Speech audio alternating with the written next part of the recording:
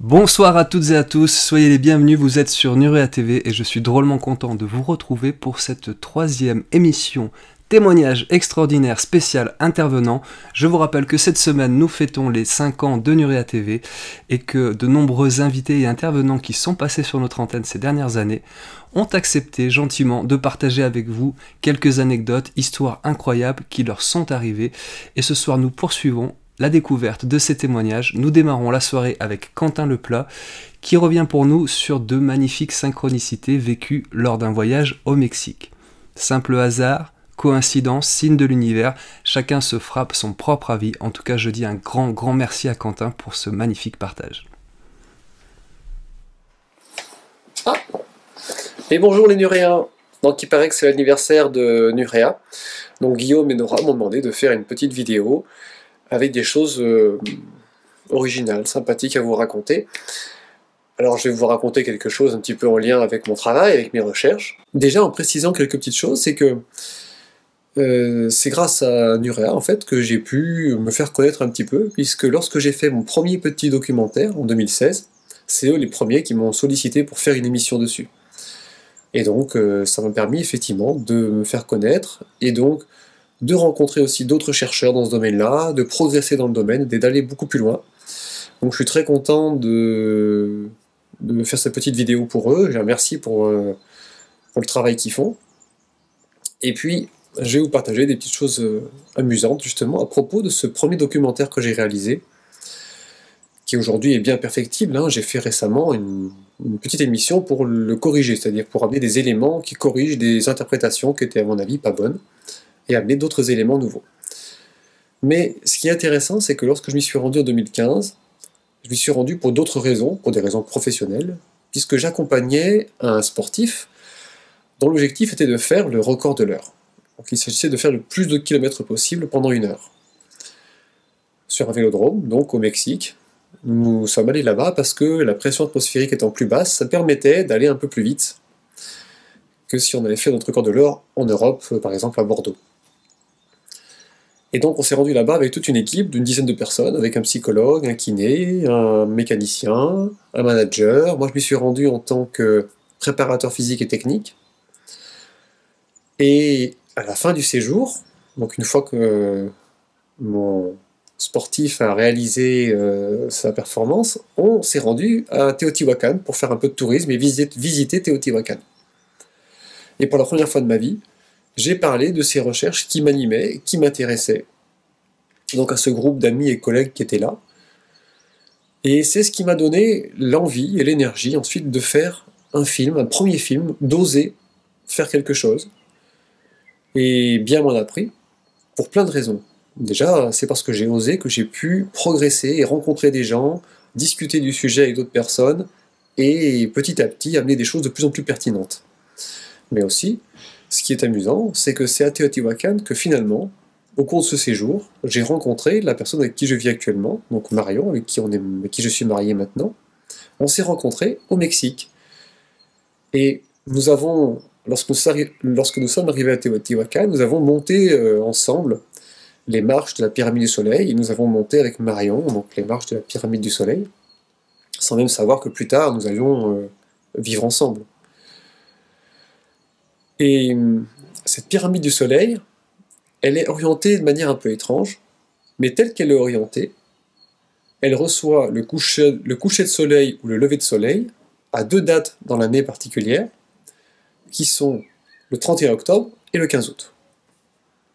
C'est son orientation. Pour information, le 15 août, c'est marrant, c'est une fête chrétienne, et le 31 octobre, c'est marrant, c'est une fête celte. Alors on sait depuis longtemps maintenant que les fêtes anciennes, très anciennes, ont perduré, se sont transformées au fil des millénaires, et ont été reprises par d'autres courants religieux ou autres. Bref, donc 31 octobre, 15 août, il se trouve que 31 octobre c'est la Saint-Quentin, et le 15 août c'est la Sainte Marie, qui est aussi la Sainte Marion. Alors c'est rigolo, nous nous sommes rencontrés là-bas au Mexique, et on a grimpé la pyramide du soleil qui est orientée sur ces 2 dates-là. Donc c'est une curiosité tout à fait étonnante, dont on ne sait pas quoi faire, mais c'est un fait. Ça s'est passé comme ça. je ne sais pas comment interpréter cela. D'ailleurs, il n'y a peut-être pas à l'interpréter. On ne peut pas tout interpréter, pas tout comprendre. Ce sont des choses qui sont peut-être de simples coïncidences. En tout cas, elles sont drôles, et c'est pour ça que je les partage avec vous.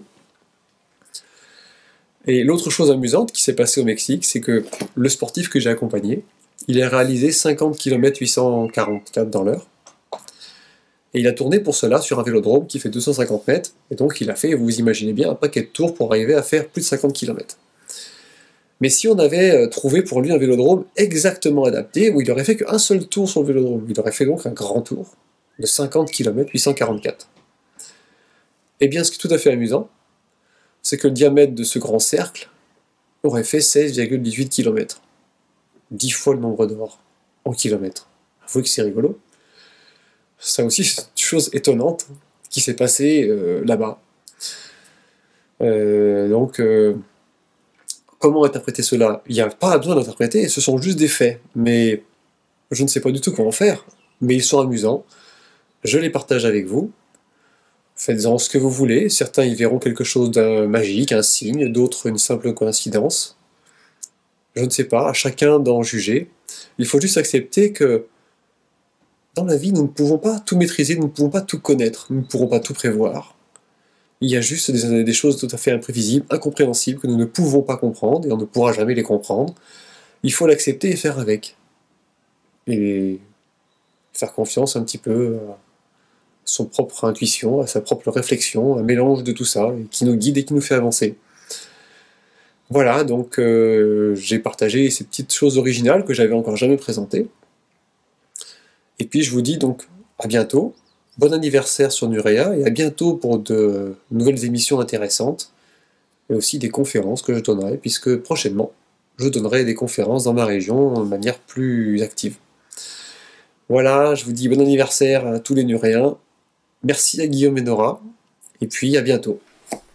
Dans la vidéo qui va suivre, notre conteuse favorite, Elisabeth de Caligny, revient pour nous sur une journée très particulière qui s'est déroulée dans les années 80. Quand Elisabeth nous narre ce qui s'apparente à un voyage dans le temps, c'est les oreilles grandes ouvertes que nous écoutons son récit. Merci Elisabeth. Eh bien coucou, c'est encore moi. Nora m'a demandé pour l'anniversaire de Nurea de raconter quelque chose d'extraordinaire qui me serait arrivé. Bon, il m'en est arrivé pas mal, mais j'ai eu une journée particulière. Vous savez, le genre de truc où ça commence le matin et ça s'arrête plus. Et ça a commencé à Rouen. Dans les années 90, moi et mon conjoint, nous adorions la ville de Rouen. Donc nous allions passer tous nos week-ends à Rouen. Et on rentrait à Paris le dimanche matin, pardon. Et voilà que je vais chercher traditionnellement mon poisson frais sur la place du marché, là où Jeanne a été brûlée.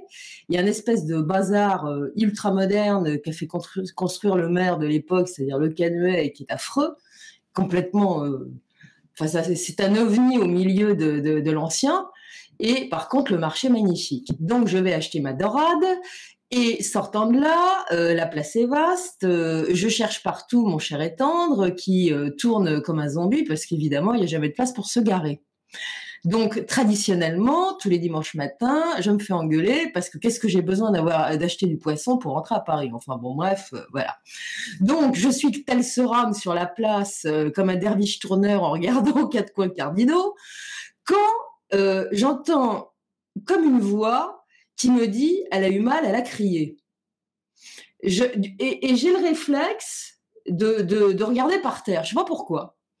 Et là, chose que je n'avais jamais remarquée auparavant, parce que je n'avais pas dû aller dans le bon sens avec mon poisson les fois d'avant, je remarque un alignement de petites pierres qui marque une surface carrée rectangulaire, et il y a une petite plaque qui explique un truc du genre endroit supposé du bûcher de Jeanne d'Arc. Alors là, je suis complètement estomaquée parce que je ne m'attendais pas à ça. Et bon, je finis par retrouver de bonne humeur le conjoint. Bon, vous savez comment sont les messieurs, parce qu'on n'a pas forcément les mêmes préoccupations. Et nous voilà repartis. Mais au lieu de rentrer à Paris, je lui dis, écoute, c'est le printemps, il fait beau. Donc, j'irais bien faire un petit tour. On va peut-être pas rentrer directement à Paris. J'irais bien faire un petit tour à Gisors, parce que c'est un lieu qui m'a toujours intéressée. Bon, vous savez qu'elle est Templiers à Gisors. Alors, il y a eu des tas de légendes, de trucs sur l'endroit. Et moi, j'aime bien les vieilles pierres. Donc, en grinchant, il est d'accord. Donc, nous voilà partis. Et sur le site de Gisors, ça se passe pas trop mal. Quand soudain, j'ai plus de jus. C'est-à-dire que maman se retrouve sans aucune énergie, elle peut plus marcher. Il lui faudrait peut-être un fauteuil pour se balader, mais on n'a pas ça en stock. Donc, évidemment, je me fais engueuler. Tu vois, on aurait pu rentrer à Paris. Et avec tes âneries, maintenant, ça valait le coup de faire un détour. Bon. Mais en tout cas, ça allait pas fort. Ça allait pas fort et je me dis, c'est l'heure du déjeuner qui est passée, j'ai peut-être un petit coup de mou, une hypoglycémie ou un truc comme ça peut arriver, j'en ai jamais fait, mais enfin, c'est une première. Donc, je lui dis, bah, tant qu'on y est, Beauvais, encore quelques kilomètres, puis on va arriver à Beauvais, tant qu'à faire, on se fera la cathédrale aussi, parce que c'est quand même la plus haute cathédrale de France qui a été construite au Moyen-Âge. Donc, ça nous ferait une sortie. Il me dit, vraiment, tu t'en démords pas, hein. Je dis, non, bah, écoute, de toute façon, faut bien qu'on mange. Il me dit, t'as raison. Bon, nous voilà partis à Beauvais. Et en chemin, dans la voiture, je me sens un petit peu mieux. Et avant d'aller déjeuner, si j'ai bonne mémoire, on va visiter la cathédrale vite fait. Effectivement, c'est un très bel endroit. Et de mémoire, il y a deux comment ça s'appelle, des horloges très anciennes là. Enfin, comment ça s'appelle, des cadrans. C'est des horloges universelles ou j'ai plus le nom. C'est magnifique. Et je suis dans la cathédrale et j'avise une petite porte en bois. Je connaissais pas du tout l'endroit, je n'étais jamais venue. Et j'ouvre la porte et voilà que je m'engouffre derrière tout ça. Et Christian me dit, mais enfin, Elisabeth, où tu vas? On va se faire engueuler. Et je continue et on arrive sur un cloître très ancien, en ruine, magnifique. Mais alors absolument magnifique. Et il me dit, mais tu connaissais? Ben, je dis non. Alors, magnifique, mais alors totalement en ruine. Je sais pas s'ils l'ont restauré depuis, parce que ça faisait mal au cœur par rapport à cet endroit magnifique qu'est cette cathédrale, de voir le cloître dans cet état-là. Bon. Donc là-dessus, bah, on n'a pas mis 10 ans à visiter la cathédrale, mais ça valait le coup de le faire. Faut savoir que c'est une cathédrale qui a eu beaucoup de problèmes parce que quand elle a été construite, elle était tellement haute qu'elle s'est cassée la gueule, comme on dit vulgairement. Voilà, ça peut arriver. Mais c'est un très bel endroit. Là-dessus, nous avisons comme de bons touristes la grande place de Beauvais, qui a plus ou moins un aspect médiéval, et on déjeune. Et après le déjeuner, j'avais vu en face de la cathédrale l'indication d'un musée régional. Je crois que ça s'appelait le musée de l'évêché à l'époque, mais je suis pas sûre. Et dans ces musées régionaux, il y a souvent des toiles absolument exceptionnelles. C'est notamment le cas de Senlis, que je vous conseille si un jour vous allez vous promener, parce qu'il y a des toiles magnifiques, et notamment celle d'une femme qui était un peu simple, dont je me souviens plus le nom. Bon, bref, passons. Et donc, on va visiter le musée régional après le déjeuner, et c'est là que mon cher Étang, qui jusqu'ici pétait le feu suffisamment pour me passer un savon en me disant ah, tu vois, t'es toujours à la bourre, t'es toujours à la traîne, t'as toujours un truc qui va pas, que lui tombe en rade. Nous étions en train de visiter un coin où il y avait des toiles impressionnistes magnifiques, et lui, d'un seul coup, est pris exactement du même malaise que moi à Gisors. Il a plus de jus, il est tout pâle, et comme vous le savez, un homme qui a un pet de travers, c'est radical, il ne va plus bien, il est 3 fois pire que sa dame. Donc ça va pas du tout. On ressort du musée, il est tout titubant. Il me dit comment est-ce qu'on va faire pour rentrer à Paris? Je suis incapable de conduire. Ça tombe mal parce que moi, je conduis plus depuis un moment parce qu'un jour de dispute, je lui ai dit je veux plus conduire, j'ai déchiré mon permis de conduire et voilà. Puis il a toujours des grosses bagnoles et puis moi je conduis des boîtes automatiques, lui des boîtes manuelles. Enfin bon bref. Je suis bien embêtée quand même, parce que je lui dis, s'il faut que je conduise son gros machin, là, je suis bien embêtée. Donc, j'espère qu'il va se requinquer, papy. Donc, nous allons prendre une petite collation sur la grande place, là où on avait été déjeuner midi. Et j'attends que ça se passe. Il est toujours aussi blanc, jaune, vert, géniant. Ah, ça va pas du tout. Bon, très bien. Moi, ça allait beaucoup mieux, par contre. Et j'avais le regard dans le vague. Et tout d'un coup, alors il y avait beaucoup d'agitation sur cette place, mais là, je vais avoir une surprise. D'un seul coup, mais très fugacement, je vois la place différemment et je vois le Moyen-Âge. C'est-à-dire que je vois des gens en costumes médiévaux. J'entends des sons, mais très, très éloignés, comme si c'était lointain. Et j'arrive pas à saisir les conversations, mais j'entends des chevaux qui hennissent, des machins, je vois des animaux d'ailleurs. C'est un marché médiéval, mais sur la place. Je me dis, bah ça alors. Et je dis à Christian, tu vois ce que je vois? Et lui, il voyait rien du tout, évidemment, parce qu'il était à moitié dans les vapes. Et ça arrêtait pas de passer, ça a duré à peu près 5 minutes. J'arrêtais pas de passer de la réalité au Moyen-Âge. Mais très fugacement, hein. Mais c'était bien, je voyais bien, hein, avec mes yeux, hein, c'était pas dans ma tête.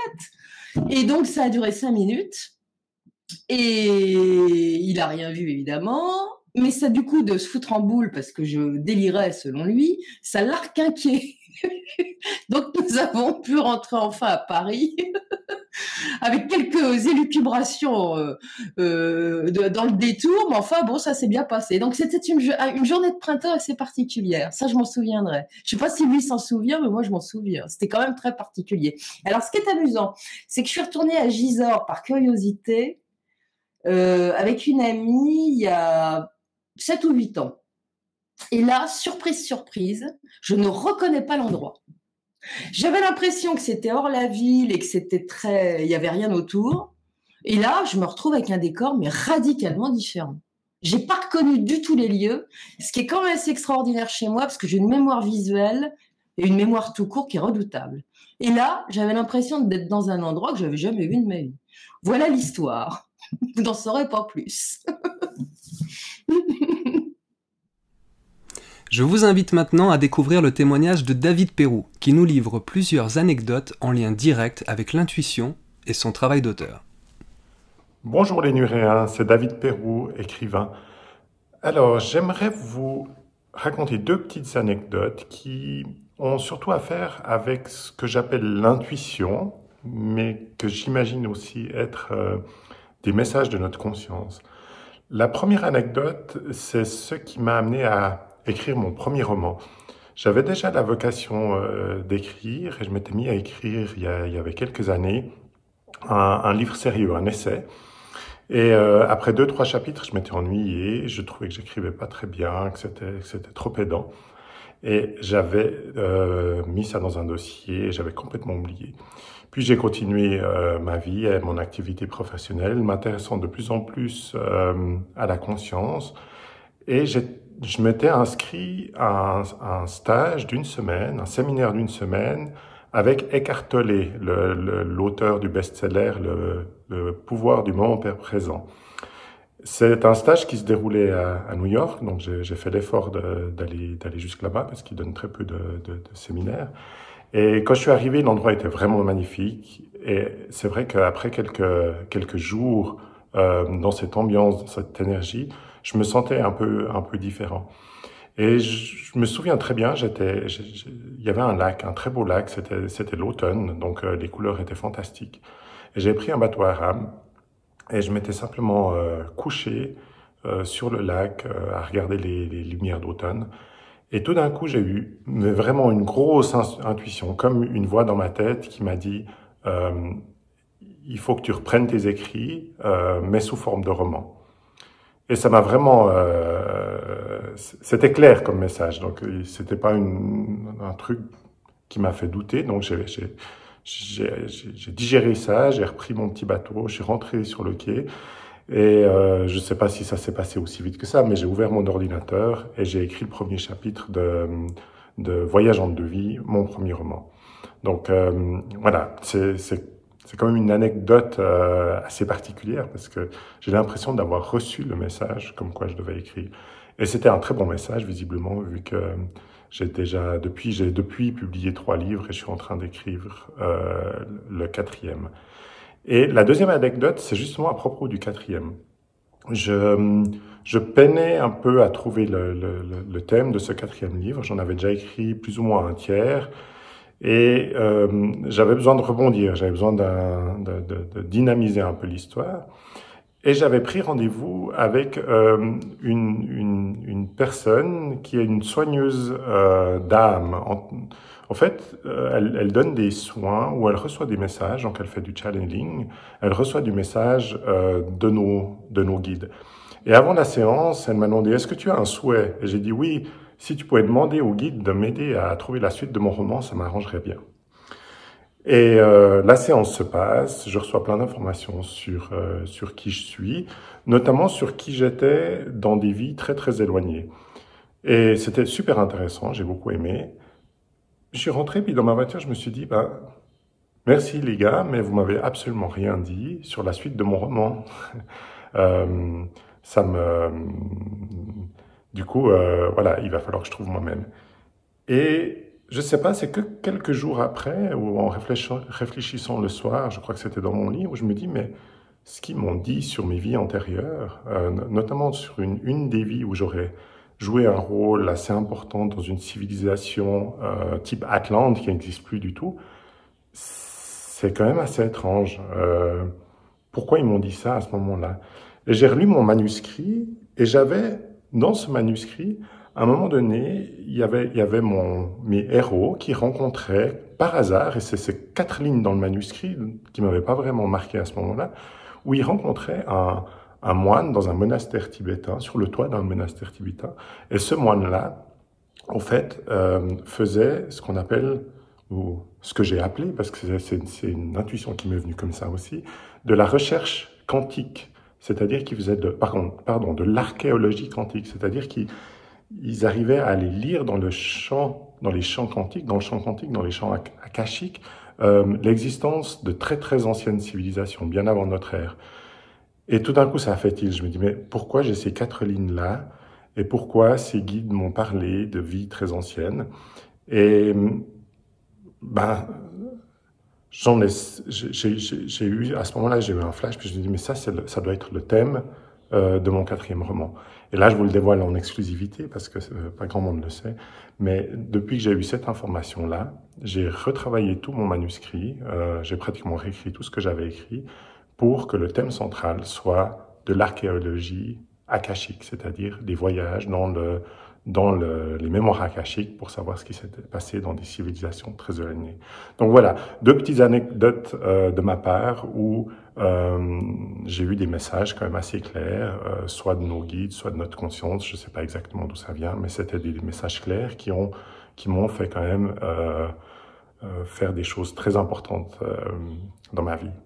Merci de m'avoir écouté. À bientôt les Nouréens. Nous continuons notre découverte des témoignages du soir en compagnie de notre ami Omar de l'équipe du GREP. Omar nous livre plusieurs expériences paranormales qu'il a vécues dans le célèbre château de Fougeray. Il évoque également son ressenti suite à sa rencontre merveilleuse avec les fameuses momies de Nazca. Salut les Nuériens, salut Nora, salut Guillaume. Alors, pour ce qui est des anecdotes qui m'ont le plus marqué depuis que je m'intéresse à toutes ces choses, ça fait quelques années maintenant, c'est toujours aux phénomènes paranormaux, j'en ai 3 en tête. La première, c'est quelque chose où j'avais déjà parlé sur la chaîne de Nuria pendant un live. Ça s'était passé au château de Fougeray. C'était il y a 3-4 ans environ. On était en déplacement en fait avec Christophe et Marguerite du GREP avec une équipe télé pour un tournage sur des expérimentations TCI, transcommunication instrumentale. En fait, la première journée s'est bien passée, et puis tout le monde est parti se coucher. Et en fait, on avait dormi dans la chambre des maîtres. Donc, petit matin, j'ai vu Christophe qui s'était levé parce qu'il avait des choses à finaliser avant tout le monde. Il s'était levé avant tout le monde.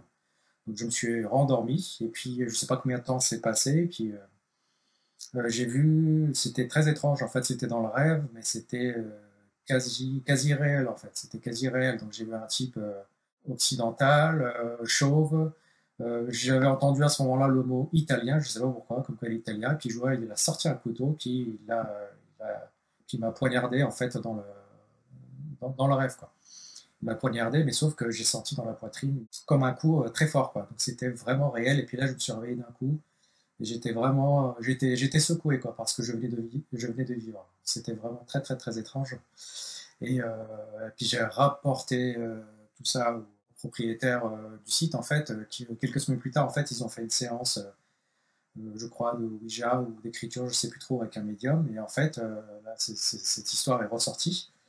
Et il semblerait bien que c'était un Italien qui a vécu il y a très longtemps, qui est passé par le château, qui était passé par le château à ce moment-là. Et en fait, quand il m'a vu, il m'a pris pour un ennemi, d'après ce qu'il a dit. C'est pour ça qu'il m'a poignardé, quoi, qu'il m'a tué. Donc, et puis c'est vrai qu'il faut savoir que il y a, je me rappelle plus exact, il y a 100 ou 200 ans, en fait, les Italiens, ils étaient installés en Afrique du Nord, je crois qu'essentiellement en Libye, puis bah, ils étaient en guerre, donc forcément, bah, je devais peut-être ressembler aux ennemis locaux de l'époque. Donc voilà pour la petite histoire assez atypique. Et le deuxième phénomène que j'ai vécu qui m'a marqué, en fait, c'est toujours au château de Fougeray. En fait, c'était il y a 1 an environ. J'y étais dans un cadre privé avec des amis, donc c'était en janvier 2020. Janvier 2020, en fait, c'était le soir, on s'apprêtait à aller manger, en fait, dans la pièce à vivre principale. Donc moi, j'étais le dernier en cuisine, donc je quitte la cuisine. Et au moment où j'ai passé l'embrasure de la porte, en fait, j'ai senti un coup sur ma cuisse droite. Donc j'ai tourné la tête et puis j'ai vu à mes pieds, en fait, j'ai senti quelque chose qui me touchait à la cuisse et qui est tombé le long de ma jambe. Et j'ai regardé à mes pieds, puis je voyais une louche noire. Et en fait, cette louche, je l'avais vue il y a 3 minutes avant, elle était dans l'évier, quoi. Elle était dans l'évier. Et ça, ça, c'est quelque chose que je n'avais jamais vécu. Donc, je sais pas si c'était, je ne pense pas que l'objet, on me l'avait jeté, mais parce qu'il y avait trop peu d'espace, en fait, entre mon corps et puis l'embrasure de la porte, hein, pour que ce soit jeté. Mais ça ressemble plutôt, la façon dont je l'ai senti, puis il est descendu de ma jambe, ça ressemblait quelque chose au phénomène, ce qu'on appelle un apport, quoi. Donc, c'est comme si c'était vraiment sorti du mur. Et puis après, c'est tombé le long de ma jambe. C'est la première fois que je vivais ce type de phénomène. J'en avais déjà entendu parler, mais je ne l'avais jamais vécu. Donc voilà, ça c'est quelque chose qui m'a marqué. Et puis la dernière anecdote qui m'a vraiment marqué, que je vais garder en mémoire pour très longtemps, en fait, c'est quand on s'est déplacé avec Nuria, enfin Nora, et puis avec Marguerite, avec Michel Répardia, quand on a fait le déplacement au Pérou, quand on avait rejoint Thierry Jamin pour assister à la fameuse conférence qui avait lieu au congrès péruvien, avec les représentants de l'État. Et en fait, l'avant-dernier jour, avant de quitter le Pérou, Thierry et son équipe, ils nous avaient emmenés dans l'endroit secret où ils stockaient les momies. Donc on s'était préparé, habillé en conséquence pour pouvoir les approcher, les manipuler. Et ça, ça a été l'expérience pour moi la plus mémorable, hein, c'est de voir ces petites créatures de près, de le manipuler. Alberto, Josefina, Wawita, et puis surtout, en fait, moi, celle qui m'avait marqué, mais je pense qu'elle avait aussi marqué plusieurs personnes, c'est Maria. En fait, c'est la momie, la grande momie, entre guillemets, hein. Je crois qu'une fois, si elle était dépliée, entre guillemets, il me semble qu'elle fait dans l'année 60. Et c'est vraiment très, très, très étonnant, hein, d'être aussi près, d'avoir été aussi près de ce type de ces créatures, hein, en fait, dont on ne sait pas trop d'où elles viennent. Ça, c'est vraiment une expérience qui, pour moi, qui est mémorable et qui m'a marqué. Donc voilà pour les anecdotes qui m'ont le plus marqué depuis que je m'intéresse à toutes ces choses. Bon, il y en a d'autres, hein, mais le temps va manquer pour pouvoir discuter et parler de tout ça, quoi.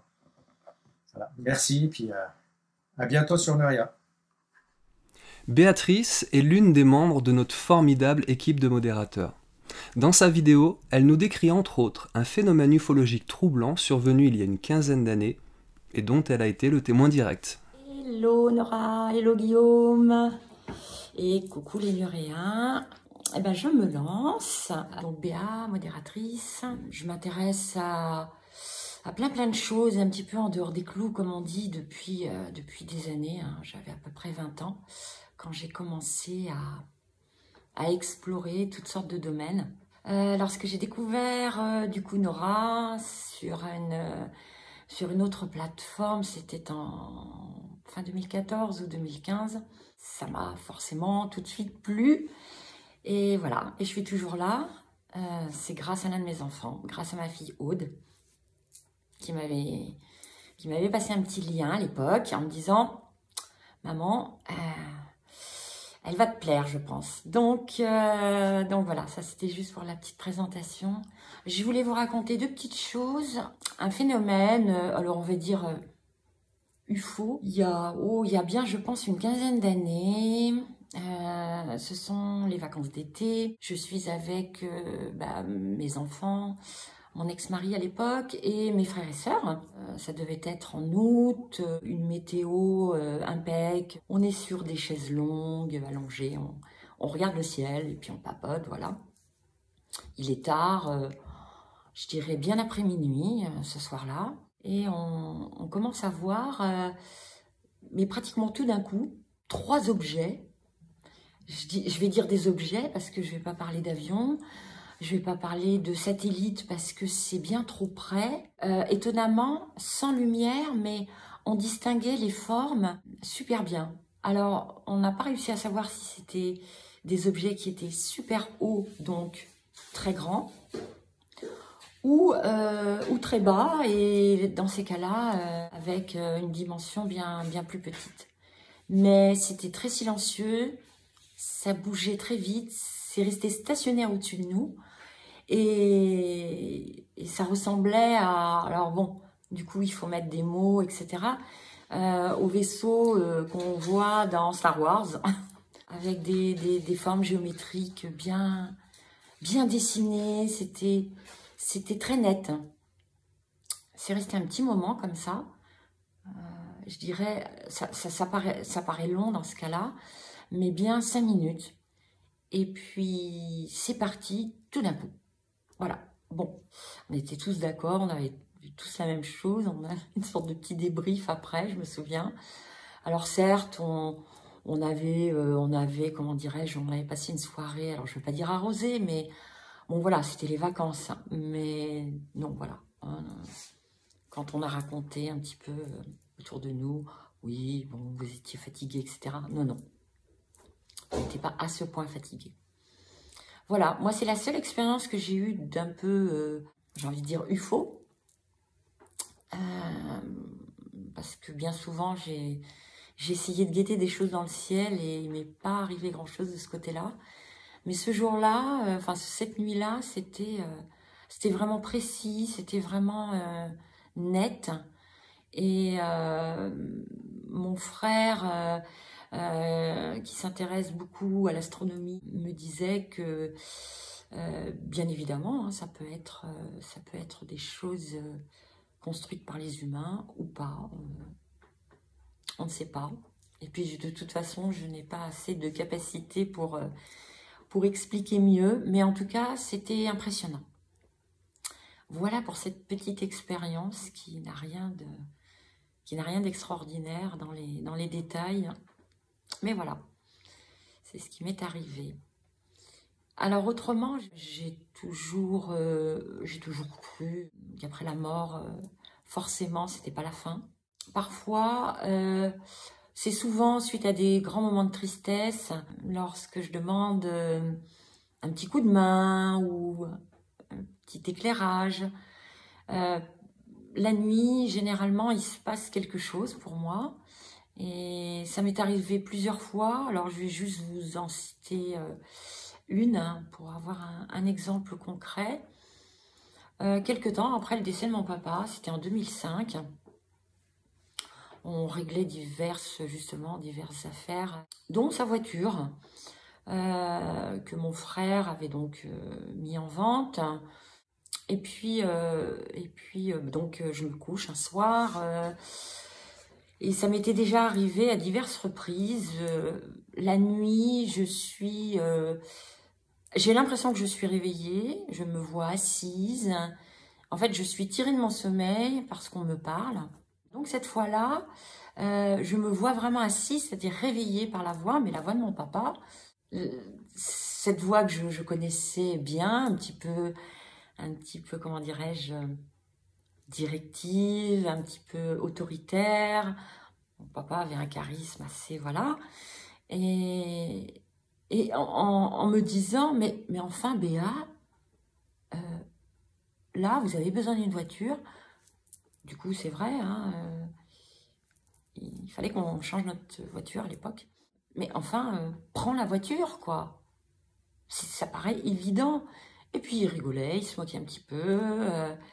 Et est-ce que je suis réveillée? Est-ce que je suis en train de dormir? C'est pareil. J'ai jamais voulu mettre comment dirais-je, dire oui, sûr, j'étais réveillée ou sûr, je rêvais. Je ne sais pas. Mais en tout cas, mon papa était au pied de mon lit, j'étais assise. Je parlais sans doute pas, on va dire physiquement, mais je me rappelle avoir eu cette conversation, c'est-à-dire après avoir répondu à mon papa. Et puis c'était un moment en fait très émouvant. Enfin, il était là comme il était quelque temps avant quand il était vivant. La même voix, moi répondant de manière, comment dirais-je, pas obéissante, mais oui, voilà. Et après, j'ai continué à dormir. Enfin, j'ai l'impression que je me recouche. Du coup, je suis super bien. La nuit se passe. Et le lendemain, je dis, j'appelle mon frère et je propose de racheter la voiture à ma belle-mère, la compagne de mon père. Et tout après paraît évident. Et du coup, c'est ce que j'ai fait. Voilà. Je vous fais à tous des bisous. Nora, Guillaume, bisous. Mes potomodos, pareil. Et puis un super anniversaire pour Nurea encore. Voilà, avec plein de belles choses à venir encore dans les temps qui viennent. Et voilà, c'est mon chat, je suis désolée. À tout bientôt. Bye bye. Ludovic Bonin de l'excellent magazine Icaris nous décrit de curieuses lumières qu'il a pu observer de nuit dans les années 90. Lumières pour lesquelles il n'a à ce jour encore aucune explication. Et bonjour à tous, c'est Ludovic du magazine Icaris. Bonjour les Nuréens, bonjour Nora, bonjour Guillaume. Voilà, comme les autres, je me prête au petit jeu des expériences qui ont pu nous arriver. Alors moi, rien de paranormal, rien d'extraordinaire. J'ai juste vu une chose que je peux pas expliquer en 1990. C'était des lumières rouges qui m'ont survolé alors qu'il était 3 heures du matin à peu près. Je venais de garer ma voiture sur le parking et au moment où j'ai claqué la porte pour me diriger vers l'entrée de la résidence, j'ai vu des petites lumières rouges, à peu près une dizaine, me survoler à peu près à 300 mètres et à toute vitesse, sans le moindre bruit, sans que je puisse savoir ce que c'était. C'était pas un avion, c'était pas une météorite, c'était des petites boules rouges lumineuses, un petit peu comme il y a sur les fils électriques. La nuit, des fois, on voit que des petites LED s'allument sur les fils électriques pour pas que les avions touchent les fils électriques. Voilà, ça m'a survolé pendant pratiquement une seconde. J'ai pas vu quelque chose de plein. J'ai juste vu ces petites LED me survoler à environ 300 mètres sans que je puisse expliquer ce que c'était 30 ans plus tard. Voilà, c'était ma petite expérience et je vous souhaite une bonne soirée à tous et au plaisir d'une prochaine émission. Au revoir. Nous poursuivons cette émission en compagnie d'Éric Charpentier. Éric étudie habituellement les mégalithes du plateau mornantais dans la région Rhône-Alpes. Cette fois-ci, il nous emmène avec lui du côté de l'Ardèche et nous parle de 3 mégalithes absolument remarquables. Bonjour à tous, bonjour Nora, bonjour Guillaume, bonjour aux Nuréens et à toutes les Nuréennes. Je suis donc Éric Charpentier, je pense que certains d'entre vous ont déjà pu peut-être me connaître à travers les quelques émissions proposées par Nurea TV dans un domaine qui touche à la géométrie mégalithique, donc qui est mon domaine de prédilection. Donc géométrie mégalithique, mais aussi géométrie plutôt sacrée dans son sens un petit peu général de l'architecture sacrée. Voilà, donc qui touche non seulement au mégalithisme, mais qui touche à d'autres types de monuments religieux, comme eh bien, nos édifices religieux chrétiens, les chapelles, nos églises, etc. Je suis là aujourd'hui bien pour fêter cet événement exceptionnel qui est donc l'anniversaire de Nuria TV, et j'en suis très heureux. Je remercie d'ailleurs Nora et Guillaume pour m'avoir sollicité, et à nouveau pour les remercier de nous permettre à nous, chercheurs amateurs, de pouvoir nous exprimer devant un public assez élargi, et également de pouvoir partager ces recherches que l'on mène. Voilà. Alors, j'ai choisi ce soir de vous narrer une expérience somme toute assez exceptionnelle, en tous les cas pour moi, hein, même si dans les faits elle n'a bien sûr pas grand-chose d'extraordinaire. Il y a plusieurs éléments qui font que cette recherche que j'ai pu mener est exceptionnelle. La première, c'est que pour la première fois, je sors de mon cadre géographique de recherche habituel, puisque là, ce dont je vais vous parler, eh bien, ce sont des mégalithes qui se trouvent dans le département de l'Ardèche, plus particulièrement donc dans le sud Ardèche, donc totalement à l'extérieur de mon secteur géographique habituel de recherche. Le deuxième élément qui est assez exceptionnel pour moi, c'est que pour la première fois, je vais vous parler de vrais mégalithes, hein, c'est-à-dire ça concerne en fait 3 monuments mégalithiques. On a un menhir, on a 2 dolmens. Ces monuments mégalithiques sont reconnus par les scientifiques. D'ailleurs, eux-mêmes, hein, l'archéologie a fait sur le département de l'Ardèche énormément de recherches sur ces monuments. On a des publications scientifiques qui concernent ces 3 monuments mégalithiques dont je vais vous parler. Le troisième élément assez remarquable concernant cette recherche, c'est qu'on a une relation géométrique entre ces monuments qui est pour moi exceptionnelle. D'une part, on a, eh bien, comme un petit peu de manière habituelle, des nombres, des mesures et des proportions, donc une géométrie qui sont tout à fait remarquables, à tel point remarquable qu'on est là, me semble-t-il, sur un exemple de géométrie mégalithique à même de prouver, en tous les cas d'apporter des éléments de preuve incontestables sur le plan scientifique, sur le fait que ces monuments ont été implantés dans l'espace de manière tout à fait intentionnelle. Voilà, donc ça c'est un élément qui est très très fort pour moi. Je le souligne parce qu'on a beaucoup de détracteurs dans le milieu scientifique. Je ne vais pas citer de nom, mais je pense notamment à une personne qui a eu l'occasion de débattre de tout ça avec mon collègue Quentin Leplat. Et d'ailleurs une personne qui dans son argumentaire utilise très très fréquemment le terme de c'est bidon, c'est du bidonnage, pour exprimer le fait que ces recherches ne valent rien. Alors un petit clin d'œil à cette personne, parce que l'exemple dont je vais vous parler de ces mégalithes donc dans le sud ardéchois se situe précisément sur la commune de Bidon. Donc dans le sud ardéchois. Voilà, donc ça c'était un petit clin d'œil. Le dernier élément que je peux ajouter, qui alors pour le coup, là pour moi, qui est tout à fait exceptionnel, inédit et exceptionnel concernant les relations entre ces 3 mégalithes, c'est que pour la première fois dans mes recherches, je suis capable de dire quelle a été l'intention initiale du concepteur. C'est-à-dire pourquoi on a positionné ces mégalithes de cette manière-là dans l'espace.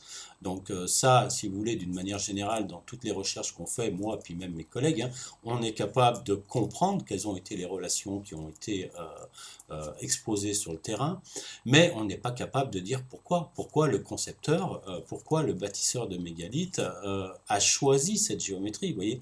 Et là, eh ben, c'est pas le cas. Là, on est capable de dire quelle a été l'intention initiale. C'est remarquable. D'autres éléments dont je peux parler, puisque ces relations entre ces mégalithes est tellement exceptionnelle pour moi, que j'en ai été moi-même amené à utiliser des moyens exceptionnels dans le cadre de mes recherches, des moyens que je n'utilise pas d'ordinaire ou des des études que je ne fais pas forcément. Donc là, en l'occurrence, le premier de ces moyens ou de ces méthodes, ça a été non seulement de travailler sur les relations entre ces monuments, qui ne sont pas très éloignées. Hein. Ces relations, elles sont de l'ordre de 2-3 km voilà, entre ces monuments. Mais donc non seulement d'étudier ces choses-là, qui étaient là plutôt pour le coup assez habituelles pour moi, mais également d'étudier les monuments en eux-mêmes, à travers ce qu'on appelle couramment dans la géométrie sacrée le tracé régulateur. Donc j'ai travaillé sur les tracés régulateurs des dolmens, où là j'ai pu découvrir des choses qui sont admirables. J'ai travaillé également sur le tracé régulateur du menhir. Et là je l'ai travaillé donc avec un moyen qui était également une nouvelle fois assez exceptionnel pour moi, c'est-à-dire à partir d'une étude géobiologique, puisque j'ai eu l'occasion de faire intervenir, alors pas faire intervenir à proprement parler, il s'est trouvé que des circonstances ont fait que j'ai pu visiter le site avec un géobiologue, et puis du coup à travailler sur les énergies qui étaient présentes sur le site du menhir, et là de vivre quelque chose de très très exceptionnel pour moi, puisque je l'ai déjà dit, hein, moi je ne suis pas spécifiquement sensible à cet aspect-là, hein, c'est-à-dire que je n'ai pas l'habitude de ressentir ces choses-là. Bon, et bien là, effectivement, après avoir activé le mégalithe en question, j'ai vécu une expérience de ressenti vibratoire tout à fait inédite pour moi et tout à fait exceptionnelle. Voilà. Et puis en fait, le dernier moyen vraiment exceptionnel pour moi, et à nouveau inédit dans le cadre de cette recherche que j'ai menée, ça a été de faire appel à un géomètre expert. Donc un professionnel de l'arpentage qui est venu faire un relevé des points GPS de chacun de ces 3 mégalithes ardéchois, de manière surtout à chanter l'outil Google Earth, puisque toutes les recherches préliminaires avaient été faites avec l'outil Google Earth. Bon, moi l'outil Google Earth, ça fait longtemps que je sais qu'il est tout à fait valable pour le type de recherche qu'on mène, et là bah, ça a été l'occasion à travers un relevé précis d'après le géomètre expert à 1 ou 2 cm hein, sur les points qu'on mesure au GPS. Donc on a des points géodésiques qui sont d'une finesse extraordinaire. Et bien naturellement le relevé qui a été fait par ce géomètre vient corroborer toutes les données qu'on avait pu recueillir avec l'outil Google Earth. Et je vais même aller plus loin dans ce registre-là, puisqu'en fait le relevé GPS du géomètre est plus précis que l'étude que j'avais pu faire moi avec l'outil Google Earth. En fait, on a sur une mesure qui est la principale des mesures à relever sur ce site, une mesure qui relève justement de cette intention initiale. On a une mesure qui est juste à 2 cm près avec le relevé GPS du géomètre sur une distance de plus de 3 km entre 2 monuments. Et puis pour clore cette petite intervention somme toute assez sympathique, je vais faire état du dernier élément qui est assez exceptionnel aussi dans le cadre de cette découverte. Eh bien, ce sont les circonstances de cette découverte. Puisque comme je l'ai dit, on n'est pas dans mon secteur géographique habituel de recherche. Là, il s'est trouvé qu'en fait, j'ai découvert ce site à l'occasion de vacances que je passais en Ardèche il y a 2 ans en arrière. Et puis, comme bien souvent dans le cadre des vacances qu'on peut prendre, on consacre toujours une journée à une découverte de mégalithes qui peuvent être dans le secteur. Donc là, ça a été le cas. Je m'étais muni d'un petit livre que je vais vous présenter ici, hein, qui est le livre Dolmen de l'Ardèche par Bruno Marc, qui propose donc plusieurs circuits ardéchois autour des mégalithes de ce secteur géographique. Donc j'avais bien planifié ma journée, j'avais retenu d'ailleurs assez étrangement un circuit qui était quasiment le plus éloigné de l'endroit où on se trouvait en Ardèche. Il y avait un peu plus d'1 heure de route pour s'y rendre. On aurait pu aller visiter des mégalithes beaucoup plus proches. Mais non, j'avais choisi celui-ci, je sais pas pourquoi. Et derrière ce circuit, on avait sur la journée à peu près une douzaine de mégalithes à visiter. Bon, en fait, la journée ne s'est pas du tout passée comme ça. Ça a été un peu une espèce de catastrophe. Bon, déjà, il faisait un plomb d'enfer. On était à 35-40 degrés dehors, en plein cagnard. Et puis, d'autre part, eh bien, les indications que donne Bruno Marx sont pas toujours très très précises et du coup on a galéré, on s'est perdu dans certains chemins, etc. Et donc il y a tout un tas de mégalithes qu'on n'a pas pu voir sur la journée.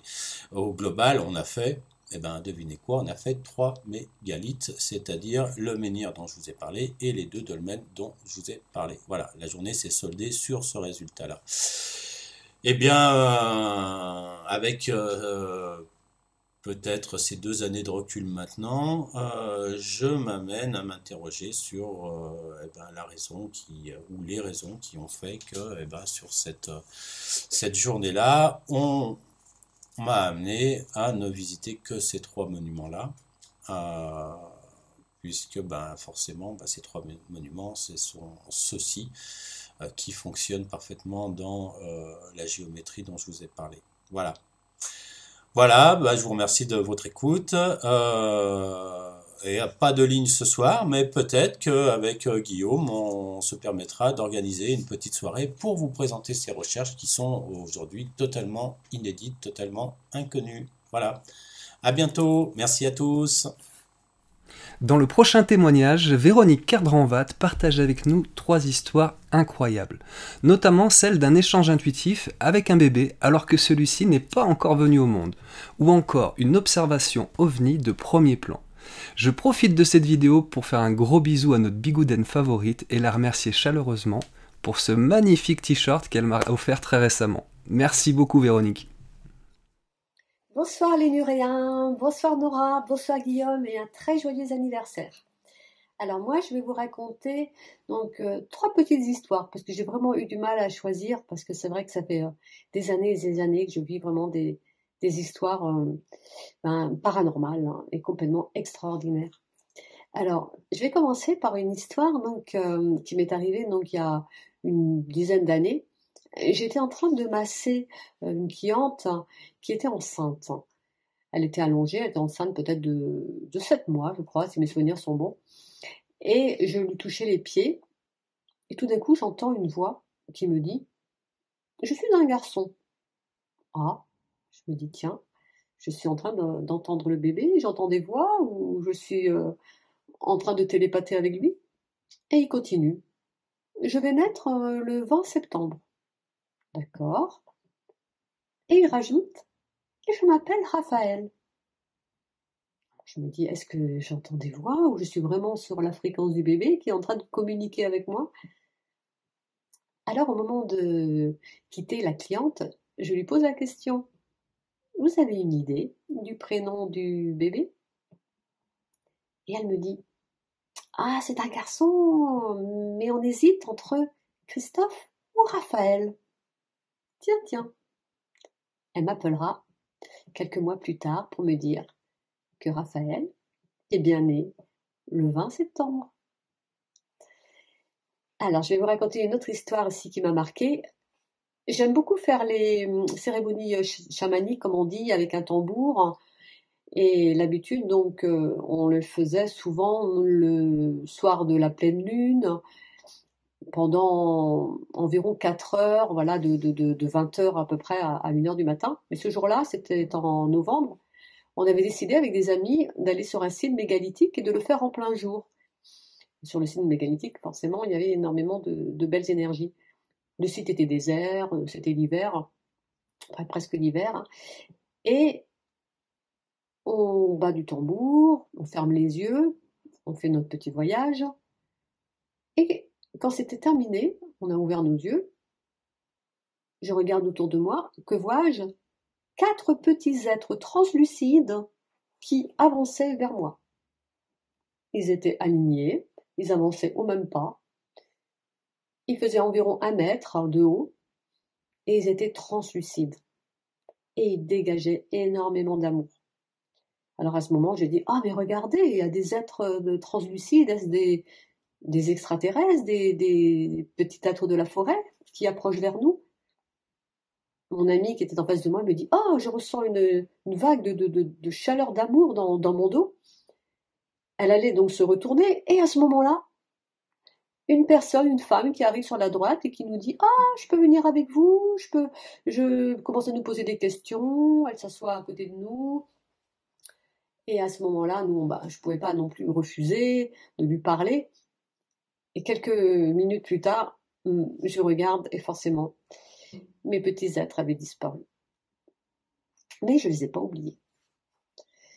Et une autre fois, donc, c'était donc l'épisode que j'ai assez souvent raconté concernant le vaisseau spatial qui est resté positionné donc, au-dessus de mon jardin pendant plus d'1 heure.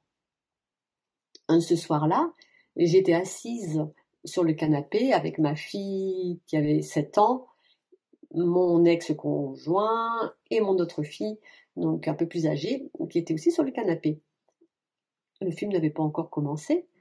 Et j'entends ma cadette qui me dit « Regarde maman, là, par la fenêtre, c'est normal, il y a un avion qui bouge pas depuis un moment. » Et comme elle était un peu enfoncée donc, dans le canapé, elle pouvait voir, en fin de compte, d'où elle était, donc le vaisseau qui était donc à l'extérieur.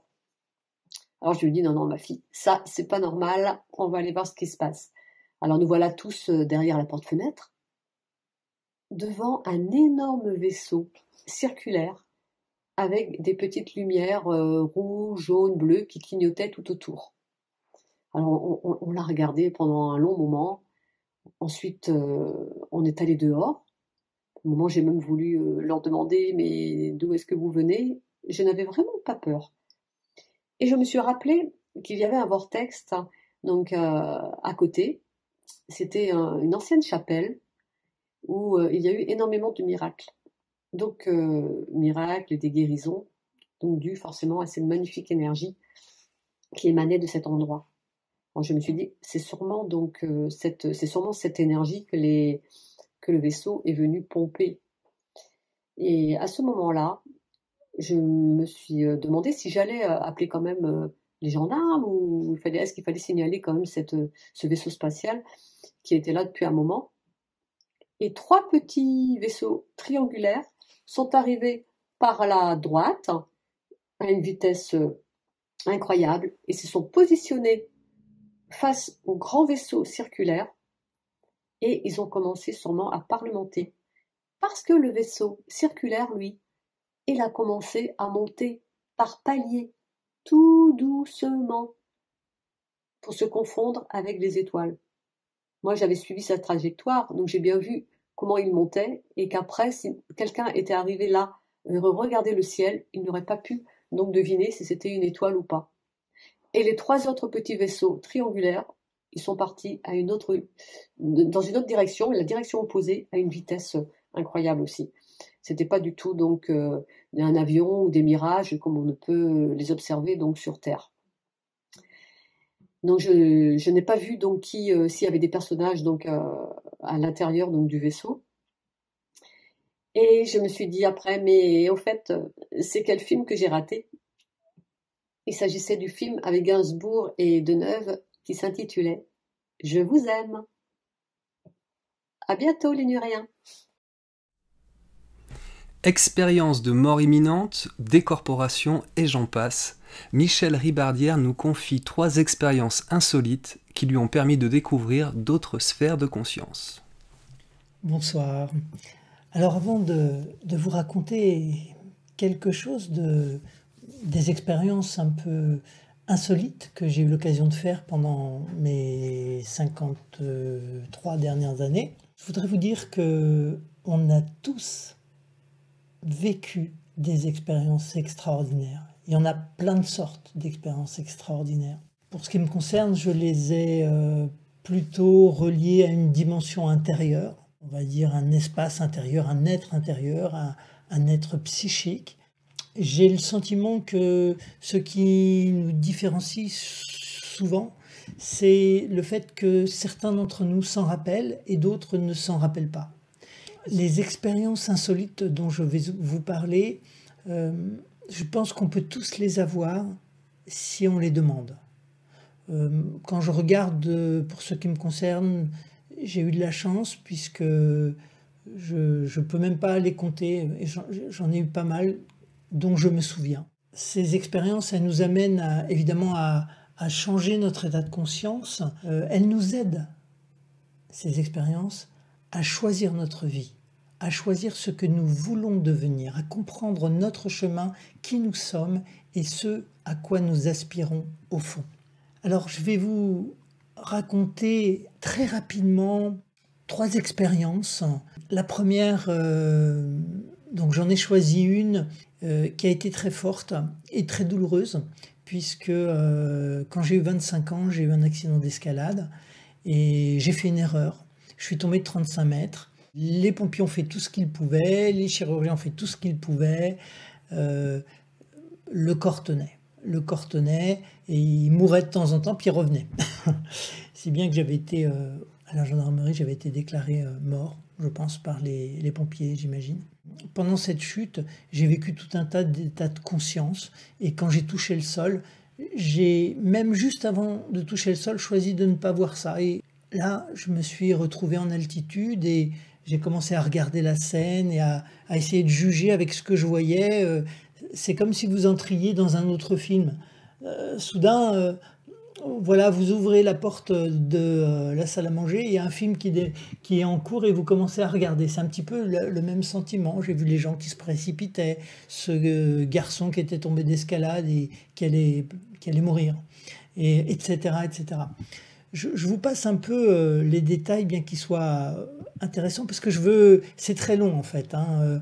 Il y a le moment où vous êtes sur la table chirurgicale et puis vous voyez en haut, vous entendez au-dessus de vous, autour de vous, des êtres qui sont en train d'influencer les soignants, les chirurgiens qui sont en train d'intervenir pour essayer de sauver la vie de ce garçon, et vous les voyez les influencer pour guider en quelque sorte leurs mains, guider leurs pensées vers ce que eux peuvent percevoir. Ça, c'est assez intéressant. Ce que j'aurais voulu, surtout ce dont j'aurais voulu vous parler, c'est que pendant ces 18 jours de coma, où j'ai eu la chance de pouvoir souvent avoir conscience, de voir ce qui se passait dans la pièce, pas toujours d'un point de vue du corps, des fois d'un point de vue, d'un autre point de vue, hein, dans la pièce, voir les gens qui sont venus me voir alors que j'étais dans le coma et qui ne sont pas revenus plus tard parce qu'ils habitaient loin et qu'ils étaient venus pratiquement me dire au revoir. Et puis, ou voir tout un tas de choses. Et surtout, ce dont je voudrais vous parler, ce sont les présences d'autres êtres dont on ne se souvient pas, qu'on n'a pas l'air de connaître, et qui viennent vous aider. Je me rappelle en particulier d'un être qui est venu, qui restait des heures avec moi dans un moment où j'étais vraiment désespéré. Le corps était en tellement mauvaise situation, j'avais été cassé de partout, vous imaginez. Quand on est en situation un peu difficile, on sait qu'on doit rester, quoi, hein, donc il faut aider le corps, etc. Il y a des moments où on a conscience, il y a des moments où on a moins conscience, mais c'est intéressant de voir qu'il y a des gens qui vous aident, et c'est ce que j'ai perçu. Il y a des êtres qui vous aident d'une façon tellement incroyablement... c'est difficile un petit peu d'en parler parce que ce qu'il vous apporte, on ne peut pas l'évaluer, c'est tellement énorme, c'est irremboursable, si je puis dire. Ils apportent avec eux, je vais dire, un amour inconditionnel. Voilà ce qui peut arriver, hein, si on a ce genre d'expérience, voilà ce que l'on peut percevoir. Vous avez compris là dans cette expérience qu'il y avait quelque chose qui relève de la décorporation. J'ai envie de vous parler d'une autre expérience de décorporation que j'ai fait des années plus tard, hein, il s'en est passé du temps. j'ai voyagé, je me suis marié, j'ai eu des enfants. Puis un jour j'ai fait donc une décorporation. Alors c'est arrivé durant la nuit. Je m'amusais à monter, puis à me laisser tomber, puis à monter, puis à me laisser tomber. Et puis, à un moment donné, j'ai été un petit peu plus loin, puis j'ai traversé le plafond, puis je suis rentré dans le toit. J'avais jamais vu l'intérieur du toit, et j'ai pu voir comme c'était. Ensuite, j'ai traversé les murs, je suis sorti dehors. Et c'était une expérience très intéressante. C'est comme ça que j'ai appris certaines choses sur l'habitation que nous avions, que je ne connaissais pas. Et j'ai pu avoir confirmation par la suite auprès d'une personne qui connaissait cette habitation avant moi. Parce que j'ai vu des choses dans le grenier à différents... J'ai vu des choses qui étaient inattendues. Ce genre d'expérience, elles sont insolites et c'est difficile à raconter pour les autres parce que quand vous vivez ça, vous avez une conscience extrêmement claire, vous voyez, et même parfois plus claire que dans la vie de tous les jours, vous voyez, quand on est éveillé bien sûr, plus clair parfois. Je voudrais vous raconter à ce propos une autre expérience qui s'est déroulée en 2019, en mai 2019. On m'avait demandé de faire une conférence à Laon, L-A-O-N. Et le matin, vers 5 h du matin, j'ai été réveillé et j'ai eu cette expérience très très forte où, j'avoue, ça m'a vraiment fortement marqué. Soudain, j'ai perçu... J'ai eu le sentiment, en le percevant, que j'étais presque pas digne de le percevoir. C'était tellement beau. J'ai perçu à distance l'existence d'autres civilisations comme la nôtre. Non, pas comme la nôtre, bien plus développées, bien plus harmonieuses.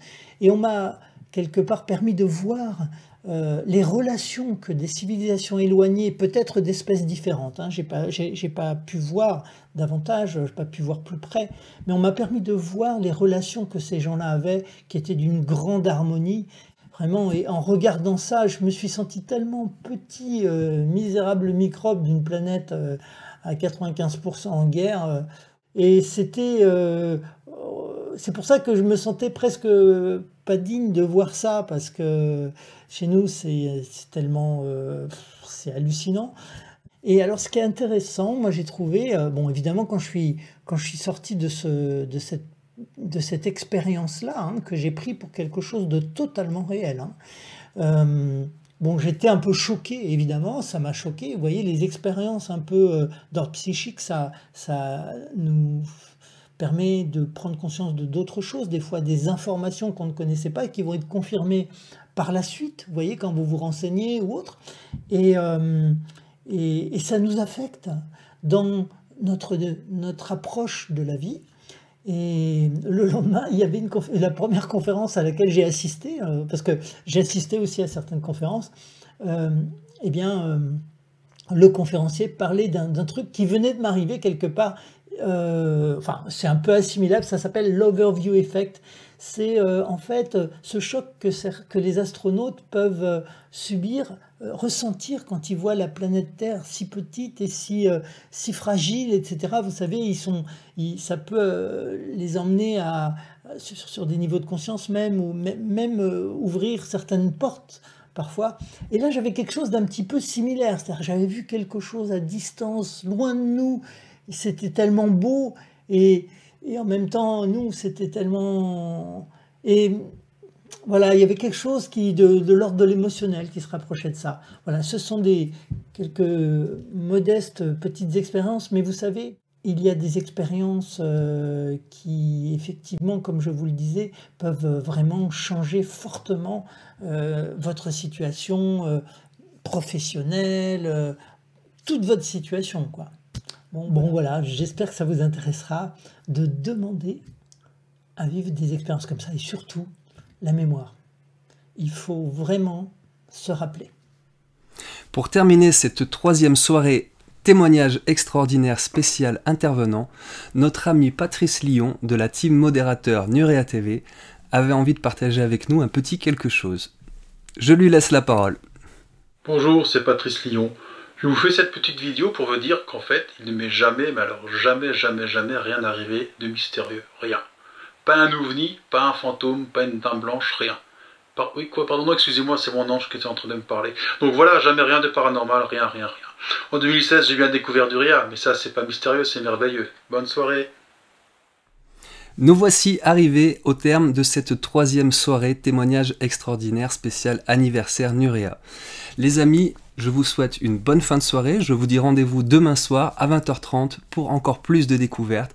Un grand merci pour votre présence ce soir. Je vous dis à très bientôt. Gardez les pieds sur terre et la tête dans les étoiles. Ciao!